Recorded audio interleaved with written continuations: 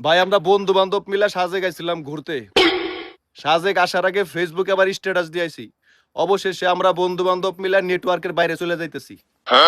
কিন্তু ভাই এইখানে আসার পর দেখলাম এখানে নেট তো আছেই, তাও আবার 4G।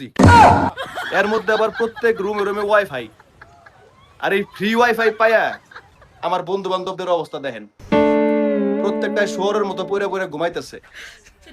এরা ভাই বাড়িতে টাকা দিয়া এমবি পর্যন্ত কিনে না, আর এই জায়গায় পাইছে হলো ফ্রি ওয়াইফাই। তাইলে বুঝেন, সারা রাত ওয়াইফাই চালিছে, সারাদিন পরে পরে ঘুমাইতেছে। বাহিরে পাহাড় আছে না মেঘ আছে, এরা কিছুই জানে না। তার মধ্যে তবে আমি নিজেও বিপদে পড়ছি।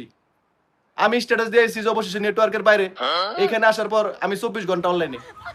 এর মধ্যে আবার ভুল করে করছি কি, 2টা স্টোরি দিছি, 3টা ভিডিও পোস্ট করছি। এখন সবাই কমেন্ট করতেছে, তুই না বলে নেটওয়ার্কের বাইরে।